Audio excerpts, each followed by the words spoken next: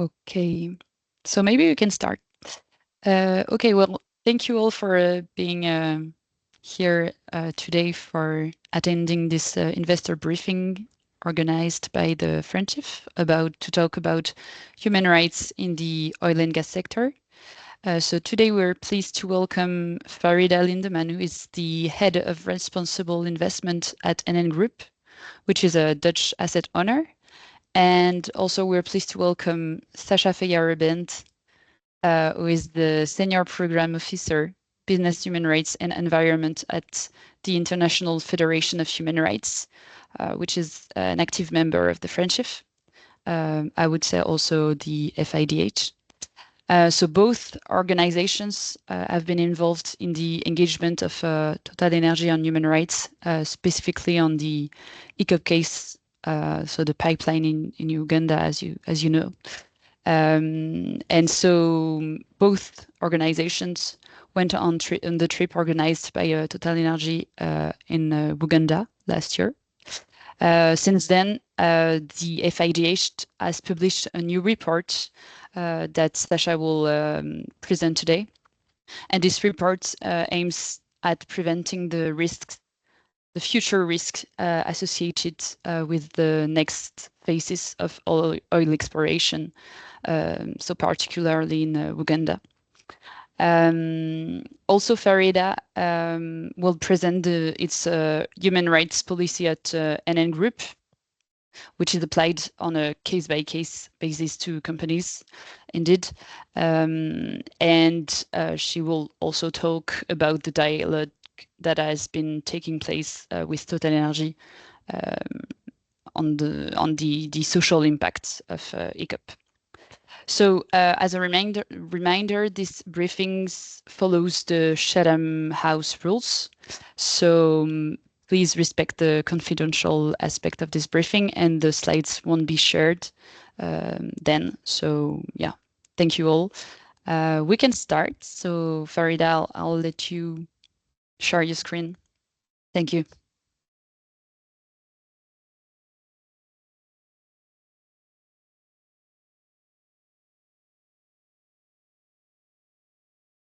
Can you see my screen? Yes, perfect. Thank you. So good morning, everyone. So my name is Farida Lindemann. I work for NN Group, which is, as Justine mentioned, a asset owner based in the Netherlands. We are an insurance firm, and therefore we are no longer involved with the investments ourselves, but we have an external asset manager that we actually use for investment purposes. I will quickly take you through a presentation about how active ownership is basically developed within NN. Some of the engagement themes that we're focusing on, also the human rights engagements related to the oil and gas sector, and some of the work that we've been doing in the Netherlands specifically on the oil and gas sector, and then also go into the engagement case related to Total Energies.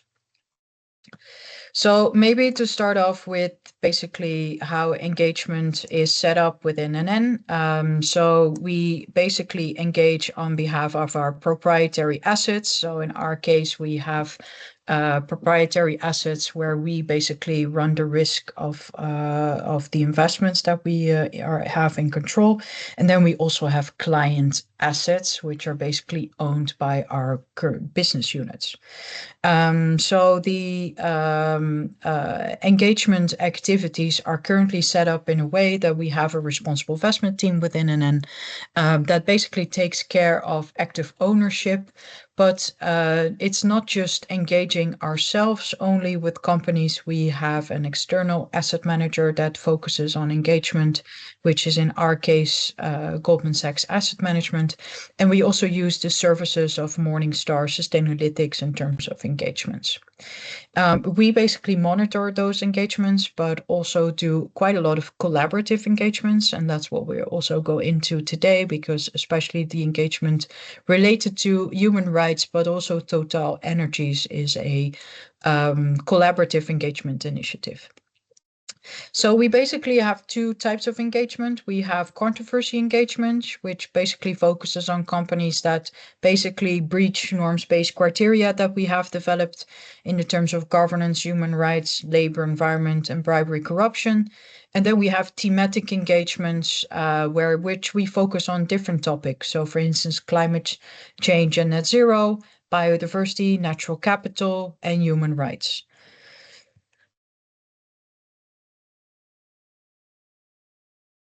So if you go into the different themes, so every theme that we have developed has different goals and guidelines. And also we expect basically companies to fulfill those goals and guidelines that we have. So for each company that we engage with, we basically have certain targets in place and we track those targets. We monitor how companies are doing. And if we see that companies are not really changing for the better or not really responsive, we basically decide on whether we should continue with the engagement or not, and how to proceed.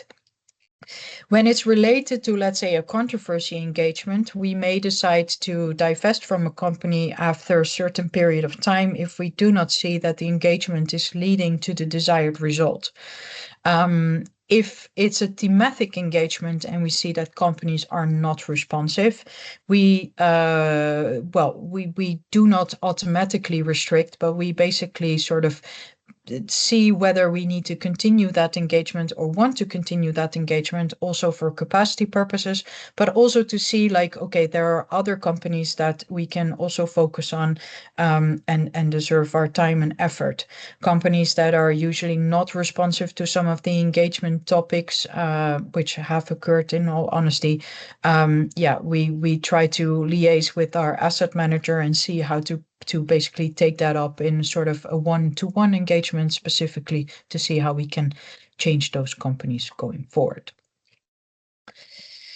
So on some of the collaborative engagement programs that we have been active in, it's some that actually were founded in the Netherlands itself. So the platform Living Wage Financials, for instance, and we have the Dutch Climate Coalition, but we also joined some international ones like the Series Valuing Water Finance Initiative and also the Nature Action 100+.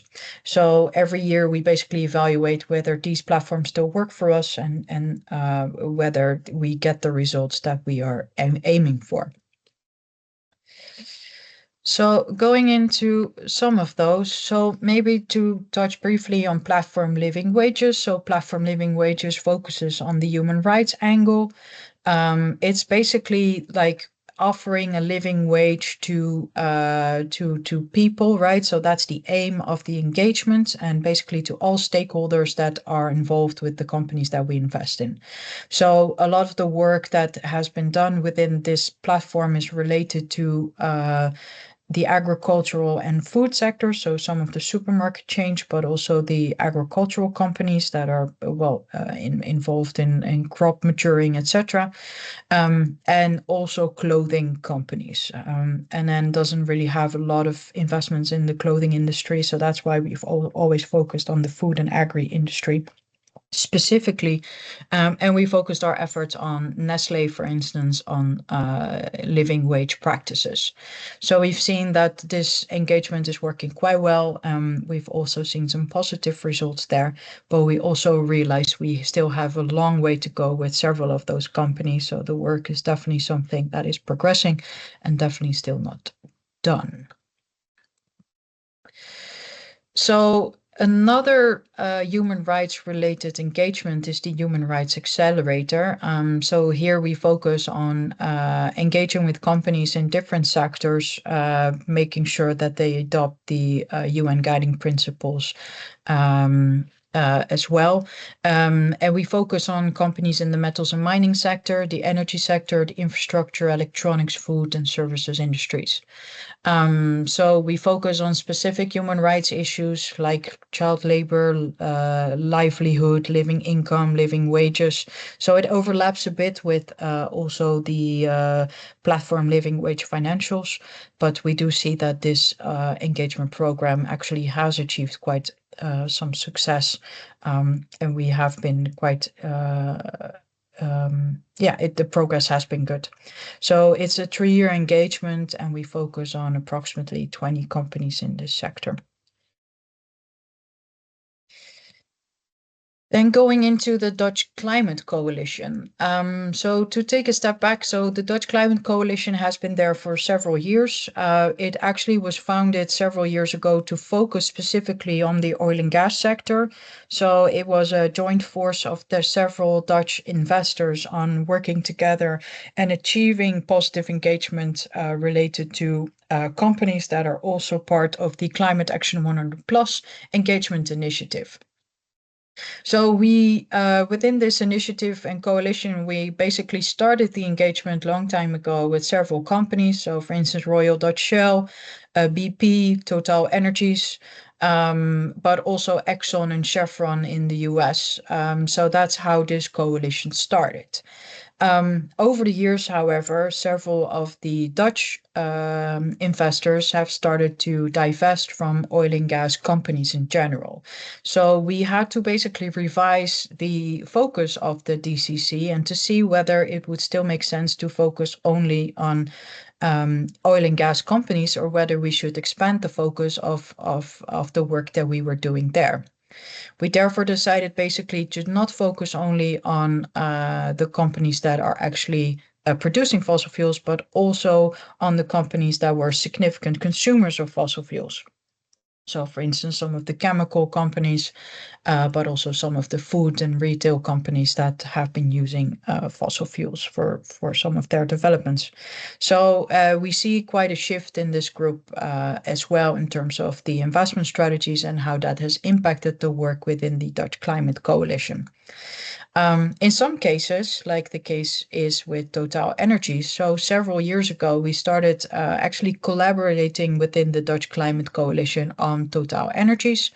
And we did not only focus on the climate mitigation issues within the oil and gas sector, but we also focused on the human rights and biodiversity impact that especially has a significant role within, plays a significant role within Total Energies.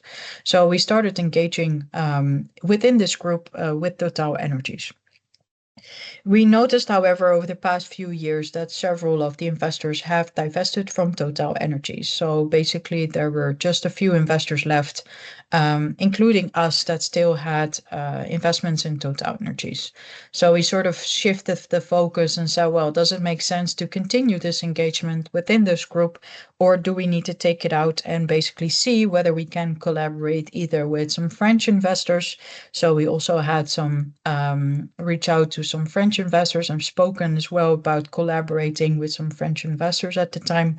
And we have also spoken with some investors in the UK about whether we could collaborate with them on this engagement specifically. So in our case, we have taken out the Total Energies engagement from the Dutch Climate Coalition and continued the engagement in a smaller capacity, and sort of joined that collaboration with Hermes in this case in the UK. So we're now still continuing the engagement specifically with them. Also, Robeco has been involved in that engagement as well. So there have been Dutch investors involved, but you see that involvement is becoming less and less. So with regards to Total Energies, so like I said, we have been engaging with them for quite some years.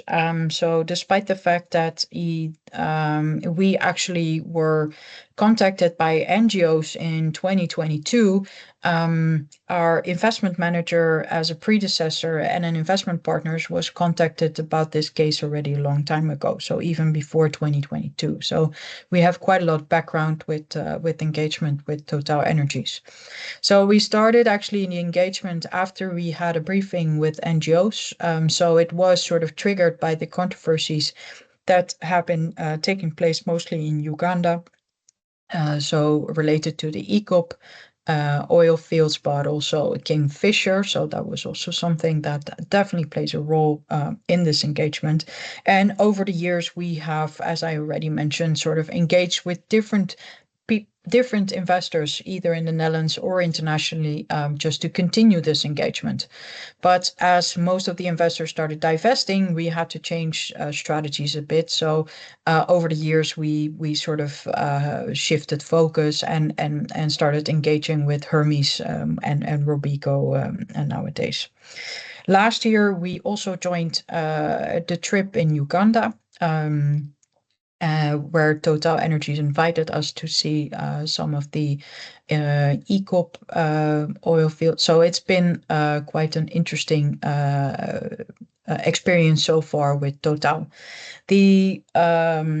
I have to say, like, after the trip last year, we were quite positive about the engagement and also the response of Total Energies with some of the issues that we paid forward. But after the engagement, after that trip, we followed up with some engagement questions and had a meeting with them, and we were not so positive actually after that, because we see that the engagement did not really progress afterwards, after the trip had taken place. So we have again sent a letter to Total Energies last month, and we're actually having a meeting with them again this week to continue the engagement and to see if we can get some of our questions heard and taken back on. So I think also my counterpart today will also talk about this a bit more specifically. So this is a bit more information about the 3 projects that we're engaging on. And currently we do place a lot of emphasis on Kingfisher, because also especially the NGOs that we are currently in touch with focus their efforts a lot on Kingfisher, but also EACOP and basically everything that has happened related to that. So yeah, that's a bit the background on the 3 projects that we're engaging on. So the key issues of concern for us, well, environmentally, yeah, there's biodiversity issues that we're really focusing on. So we see that there's definitely several things that are currently happening within the different projects that are concerned to us. It's also basically the due diligence that have happened before they moved into this project, and also basically the remediation that they have to commit to after starting the project, etc. So there's a lot of different elements here that have taken a sort of that are part of our engagement, and we're still focusing on as well. Human rights were related. Well, there are many human rights related issues within that region. Again, all about due diligence that in our case hasn't really properly happened. And also that we see that a lot of different things have happened also to stakeholders within the region that have had a negative effect, and that Total needs to play a role in terms of restoring and making sure that they remediate some of the harm that has been done. It's a very sensitive one as well, because Total Energies is not the only one oil and gas company active there. They collaborate here with some Chinese oil and gas players, and that makes it sometimes very difficult to just get through to basically the owners of the project and to make sure that change is actually happening. So I think that's basically where I want to leave it at. Justine, I'm not sure. Yeah. Perfect. Thank you very much. Well, we can start the second presentation, Sasha, if you want. Great. Thank you. And I think this will connect also well with the end of the presentation of Farida. 1 second, I'll share my screen.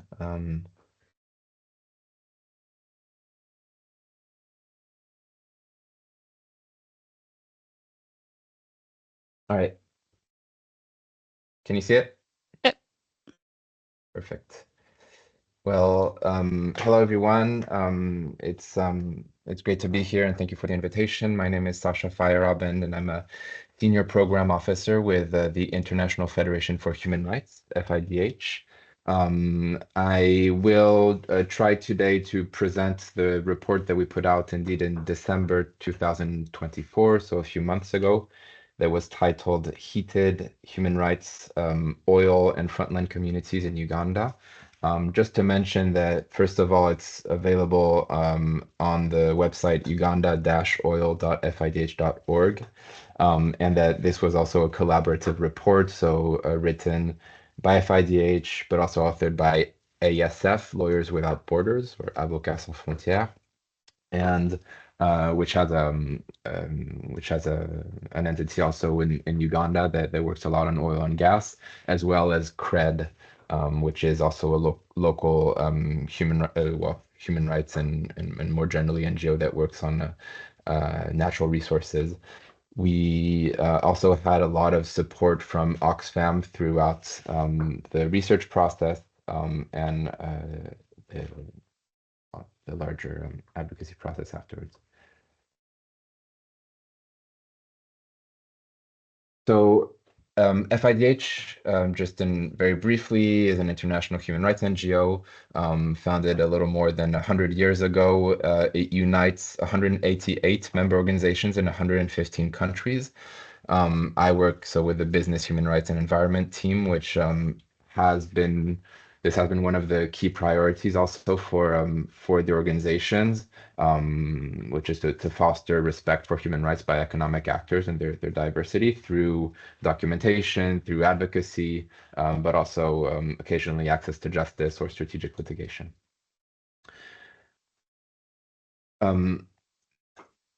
The objectives of this report were to assess the impact of oil development, namely in the three connected projects that Farida talked about, so Tilenga, Kingfisher, and EACOP.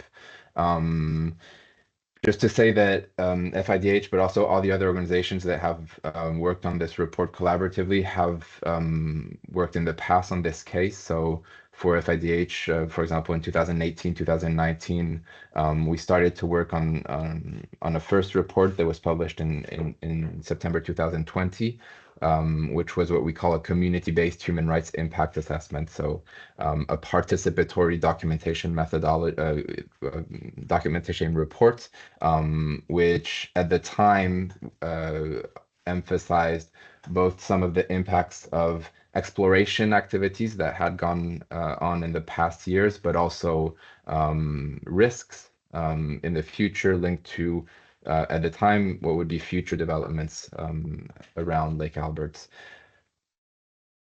Essentially, this report, this more recent report, was seen as a sort of an update of the findings of previous reports, also Oxfam and ISF's reports in past years. We conducted a field trip. I just want to clarify that this was independent from Total Energies, the other field trip that it organized with investors. It was conducted with our counterparts, our civil society counterparts, and the report was based largely on a large number of interviews, focus group discussions that were conducted at the time, but also our local counterparts also have continuous community monitoring systems which register incidents, etc., that are linked to these projects. And there's also a very developed, let's say, more open source component to the research that we did, using, for example, satellite imagery. I'll get into it, but also interviewing experts. I'll assume that you have good knowledge of these projects. I just want to emphasize maybe two things. First, we focused mostly on extraction sites, and a little bit also on the East African crude oil pipeline, but only in its Uganda segment. And second of all, as Farida also mentioned, but we have two connected sites, Tilenga and Kingfisher. They are both owned by the same joint venture with three actors: Total Energy, CNOOC, and the Uganda National Oil Company that has a 15% stake. Total Energy is the lead investor. It has over 56% of the investment in the joint venture. but both companies have an operational division of tasks, let's say. So Total operates the Tilenga part, and CNOOC operates the Kingfisher oil fields. Just want to clarify this because I think it's also important in terms of responsibilities, etc. Just also to mention that this is Lake Albert is at a border region with DRC. Has been historically some instability also in the region, some militant presence, for example, the ADF in past years, in past decades, actually. So our research focused on the 5 key focus areas that you have here on the right hand side of your screen: civic space, land, women's rights, livelihoods and labor rights, environment, and health. The key findings of this report were the following. First, I think many of you will have heard that there have been many controversies, for example, discussed in the past about land acquisition programs, so with reports of delays in compensation, inadequate compensation, lack of access to information, to cite a few. While these issues linked to land, while the land relocation programs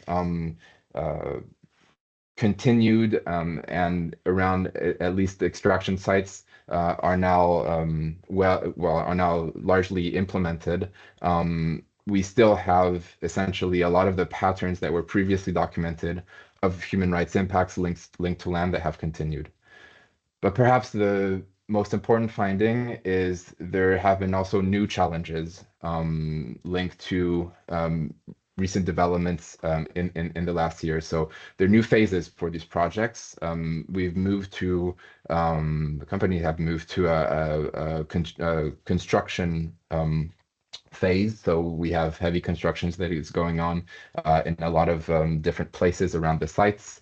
Demographic shift also, with more people coming to the region, a high inflation, to cite a few. And these have had a translation into new challenges and new human rights abuses, which I'll get into.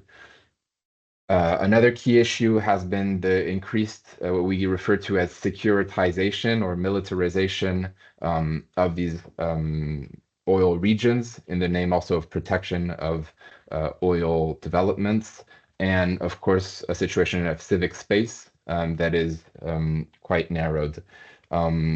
Also, we documented forms of gender-based violence and also more generally a specific impacts on women of these projects, and more generally all different actors at a variety of levels have responsibilities also, but in general our report tries to analyze the response by these different actors and emphasizes the risks linked to sometimes the inadequacy of different policies linked to this. I'll get a little more into the detail. I won't cover everything. You have the report that is accessible, but I'll try to cover a few. In terms of civic space, we have a narrowing of civic space that is translated by different incidents. But for example, increased administrative burdens and harassment of civil society organizations. So 54 NGOs were suspended, for example, in 2021 by the government. And some of those are NGOs that worked and that were maybe the most critical voices regarding oil and gas. This is surveillance, intimidations, and attacks against human rights defenders, attacks specifically against lawyers. Perhaps one of the most curtailed rights is the right to freedom of peaceful assembly. For this, 2024 was the worst year yet in these projects, where we counted at least 96 arrests of human rights defenders. Sometimes there's local communities, usually in the wake of demonstrations to protect human rights or in the environment, both in the oil region but also in Kampala. So just to say that this is quite a systematic repression also against voices that, have the courage also to try to voice concerns. And we monitor a lot of different situations, but this is really one that is very concerning. Another series of impacts is the ones linked to the securitization process, which I'll get into through the example of Kingfisher.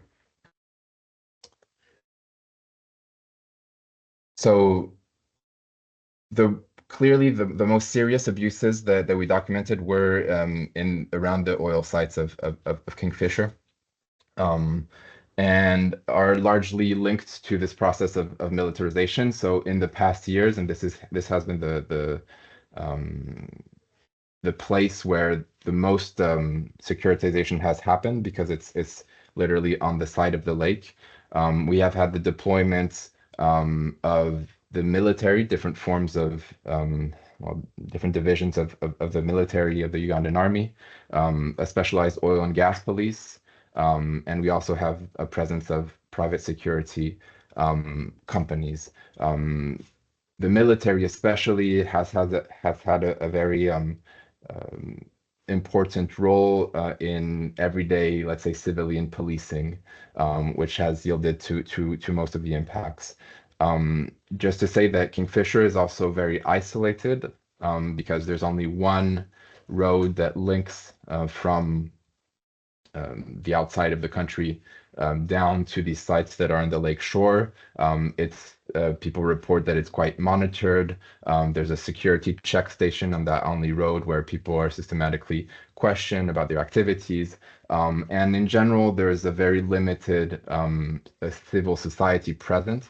There's almost no NGOs there. Journalists have told us that it's almost impossible to go on sites and for them to be able to independently report.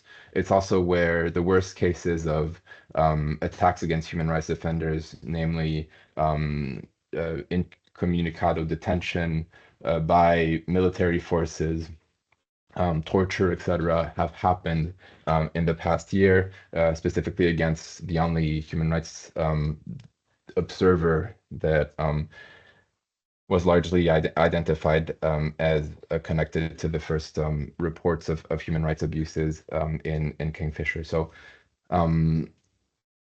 we have this yields all to different types of impacts. Around Kingfisher, villagers are largely fishers, and there has been, by one of the components of the military, a violent enforcement of fishing regulations by security forces. So fishermen have described being beaten and being taken into police or military barracks, have been asked for money in exchange for their liberation in a totally unofficial way. So largely extortion, and in general, that has a huge impact also on the livelihoods of people who have very little alternative to fishing. Women usually are fishmongers, so the people who sell the fish, and similarly, we have reports of women who have been asked for sex in exchange for being able to keep the fish they have, and selling it. Another area of violation is land.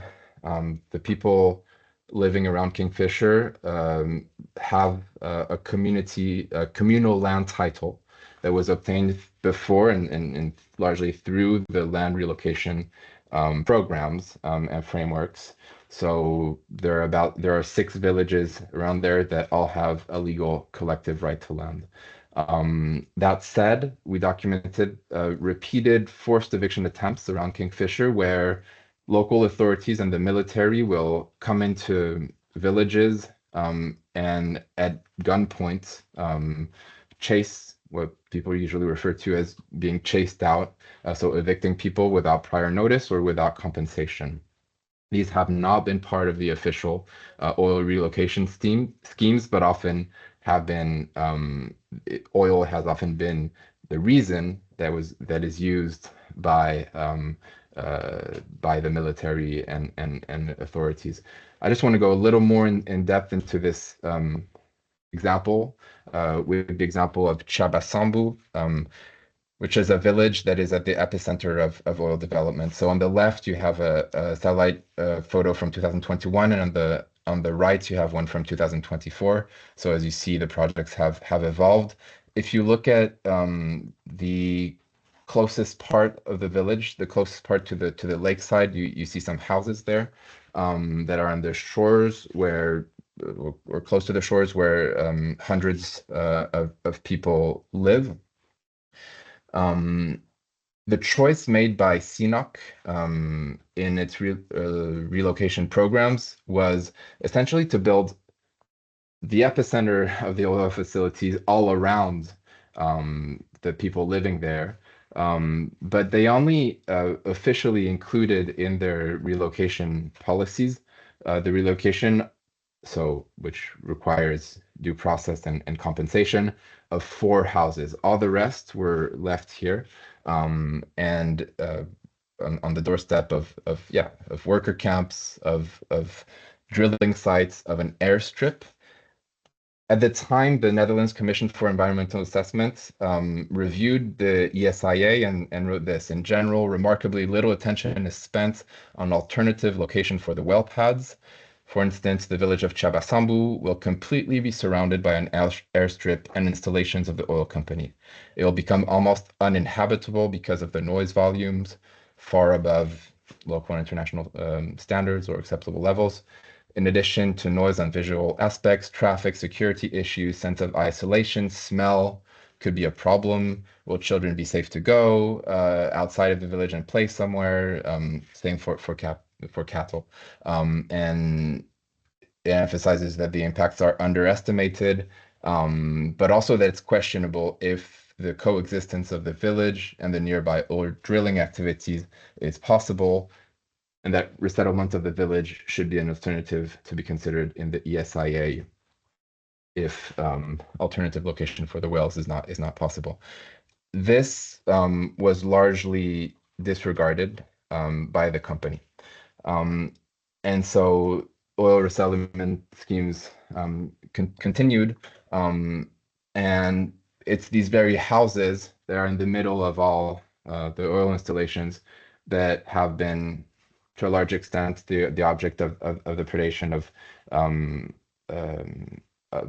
the army and the local authorities, along with at least one other village in the vicinity.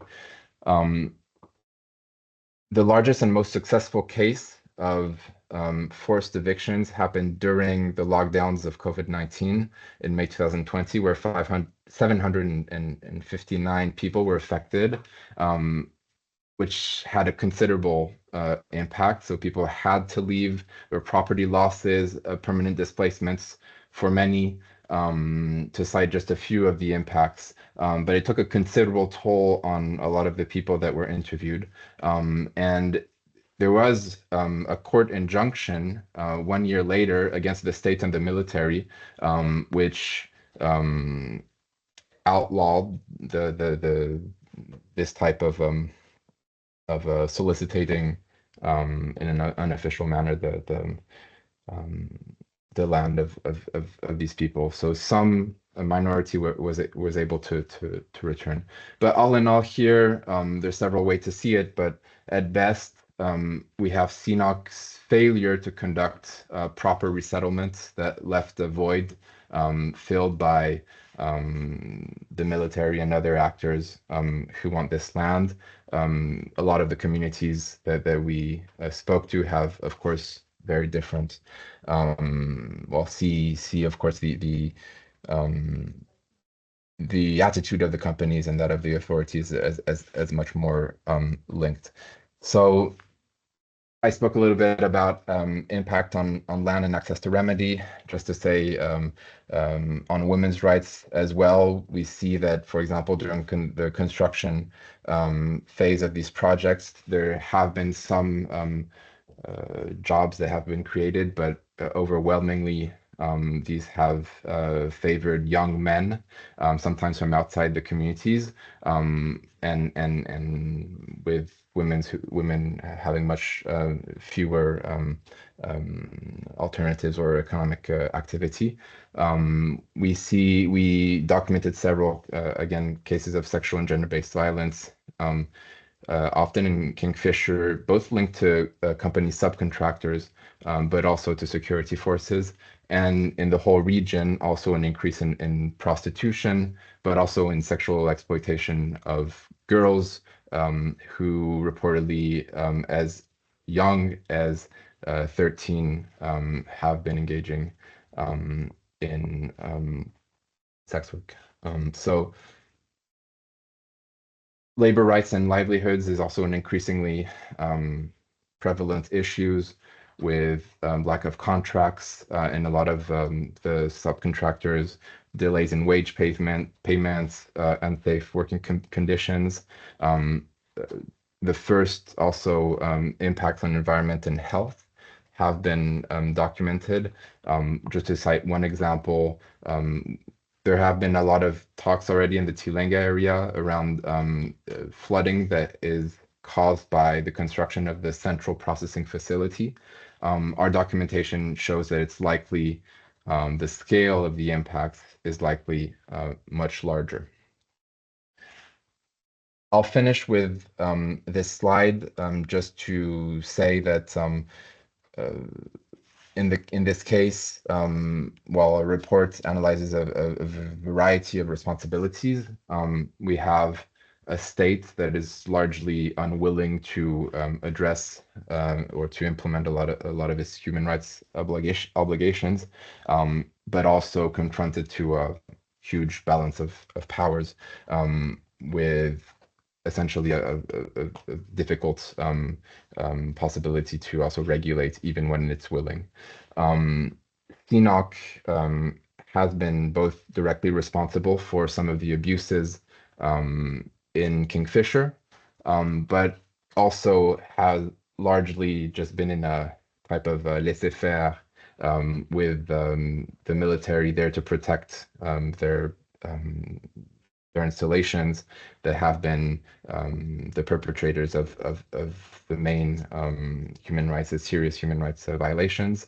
And as a response, at best, it did nothing, but also the communities have told us that it's harder and harder to be able to address a certain number of grievances with the company.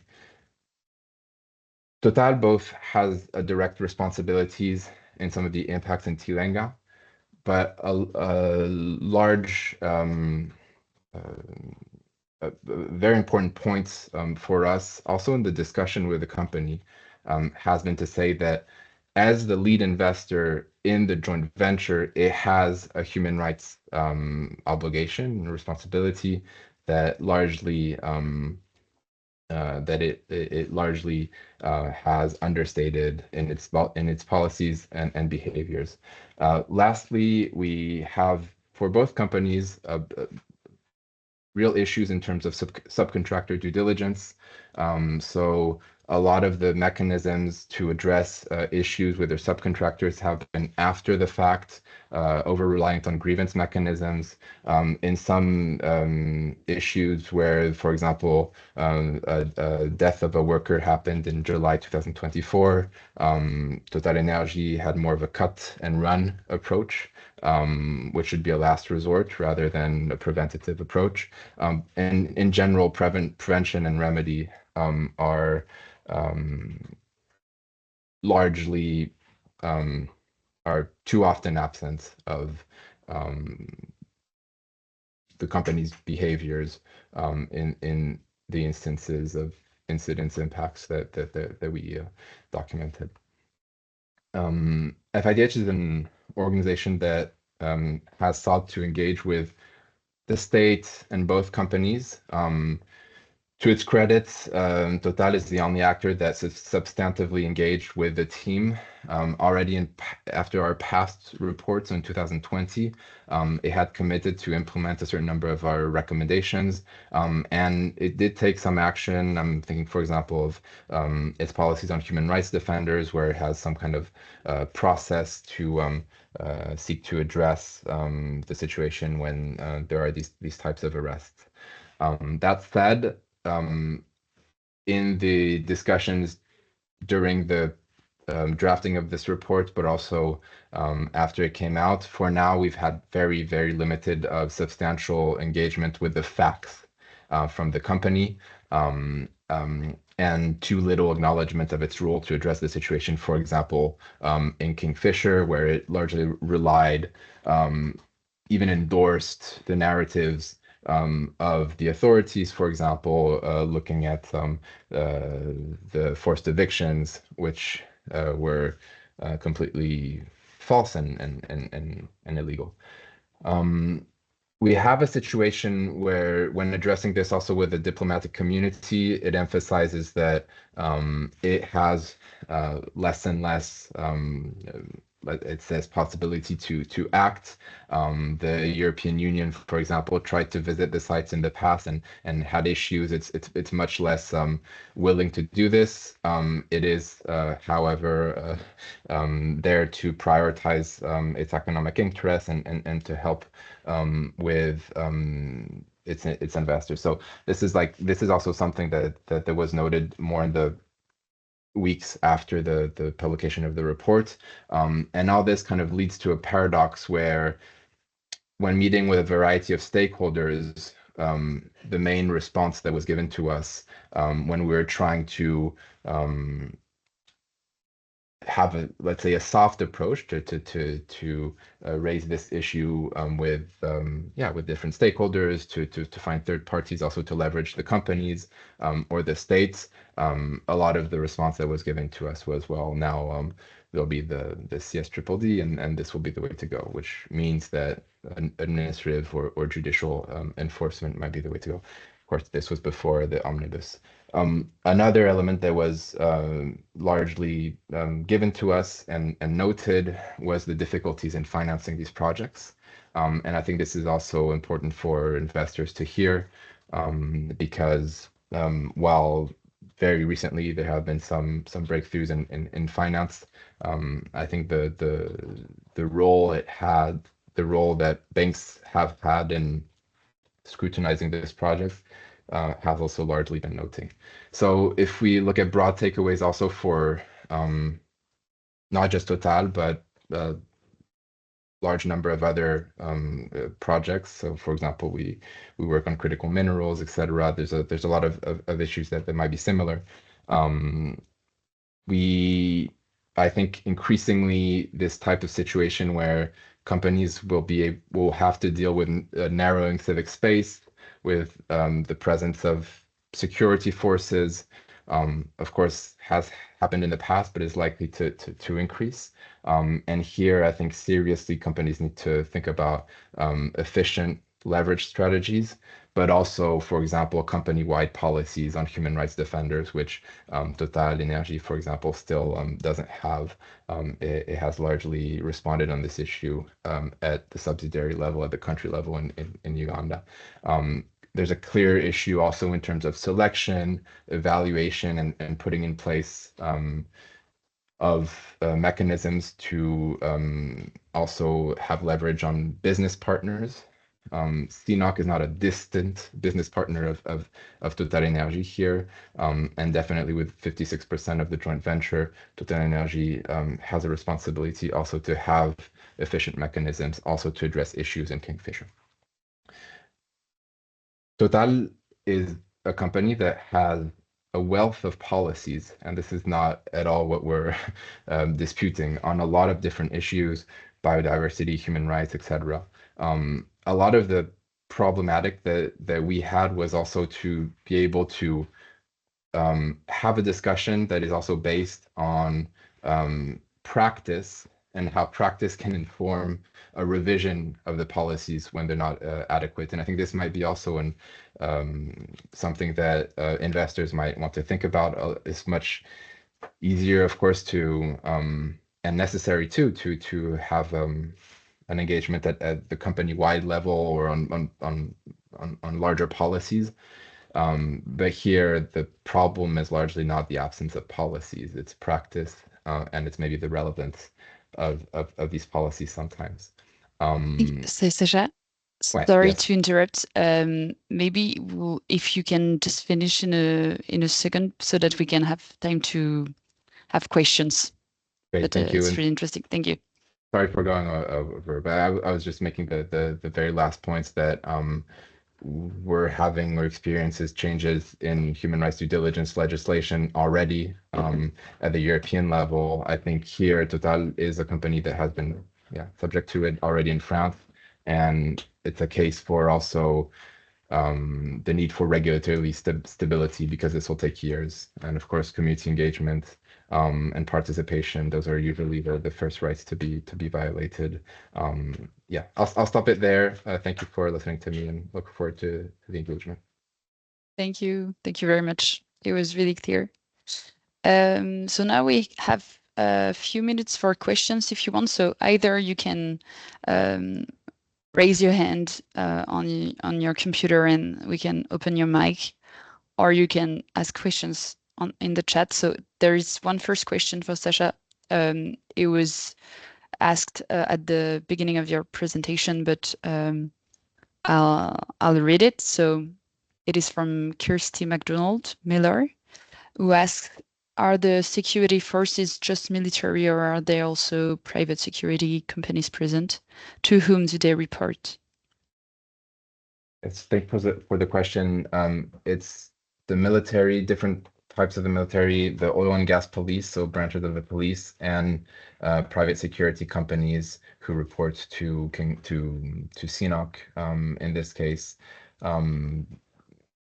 These are unarmed private security companies that do collaborate with other security forces, but largely the most serious abuses have been linked to the state security forces and the military in particular.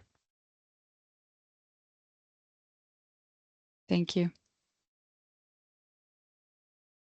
Do we have other questions, either for Farida or Sacha?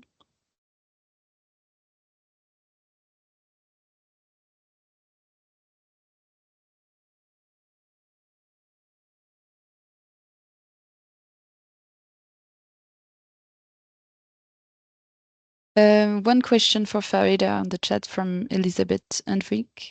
How has Total's response been in your engagement, and what can other investors? Well, the question is not finished yet, but first question is, how has Total's response been in your engagement?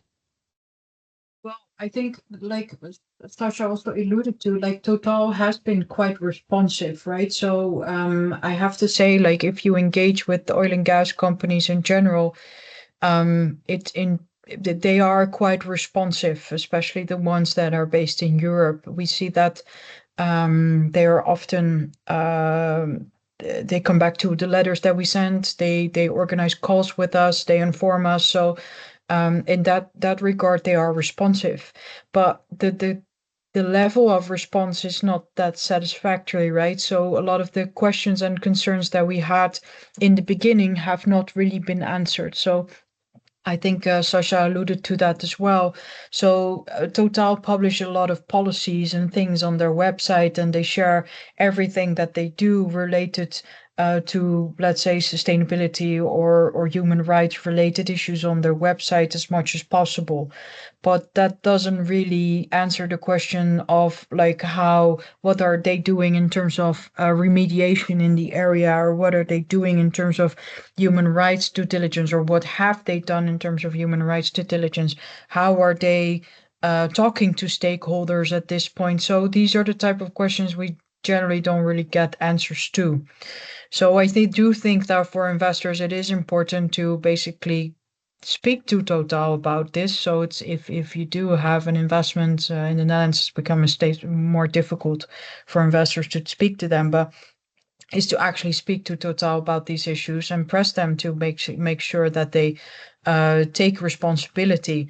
I think the collaboration with CNOOC and also the Ugandan oil and gas company has been sort of also sometimes been a blockage in the engagement, as Total sometimes finger pointed some of the issues towards them. And then it becomes very difficult. But I think the more investors are basically pressing Total and asking questions about this, it will be quite beneficial. Yeah. Thank you.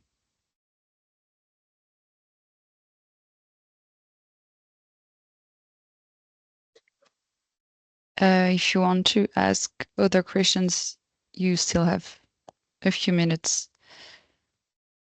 There's a question in the Q&A. Okay, sorry, part. I haven't seen. Yeah, great. So from Coralie Will, Total Energy disclosed on their last CSR report that they mandated external and independent auditors on the projects. How do you assess its initiative?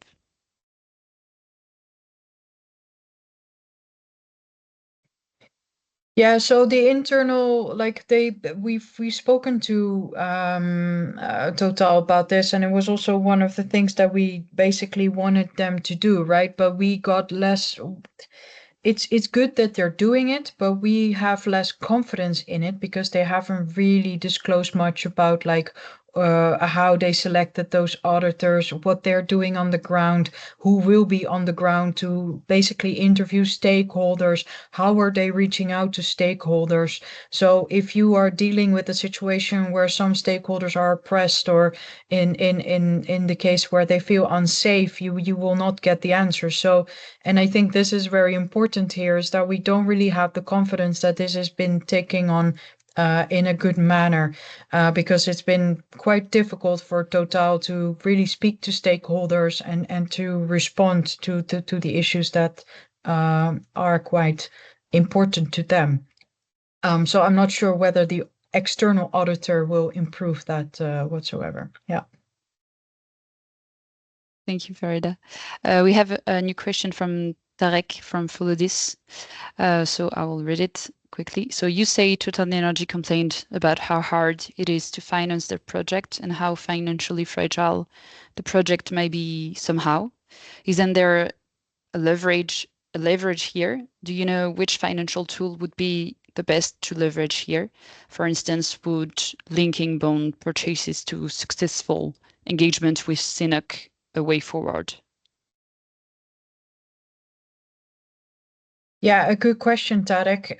So it's, I think, a very difficult one. So we're talking about project finance here, right? So like even so, for instance, we do not invest in CNOOC as well, and I think many actually European investors do not have any investments in CNOOC whatsoever. So in that sense, CNOOC is often on quite a lot of restriction lists due to other reasons, also human rights issues, by the way.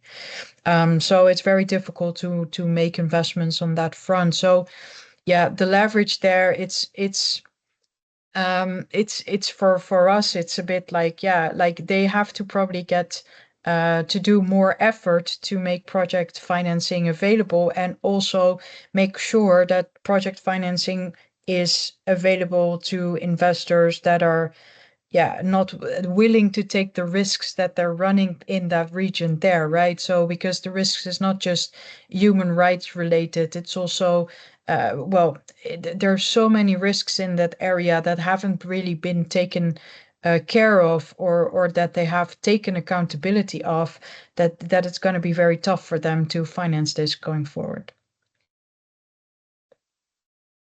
Thank you. Thank you. One other question from Valeria Patino. She asks, do you expect more accountability and transparency with the upcoming CS3 triple D regulation? From an investor point of view, are you expecting corporate behavior to meet expectations?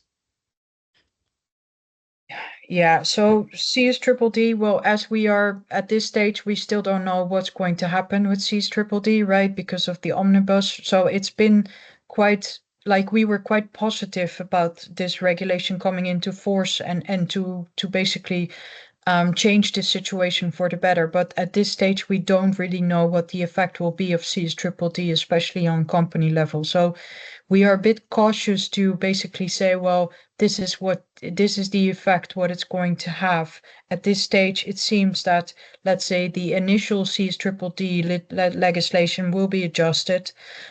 So that will have an effect as well.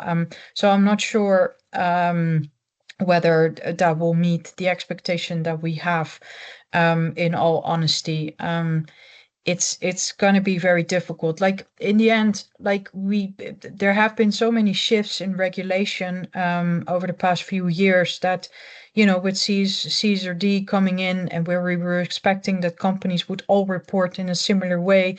Well, that's being changed now. CSDDD coming in, that's being changed now. So for us, it's a bit of a rocky road. We still don't know what to expect and where it's going to. So is it really meeting our expectations at this stage? No, not really. No.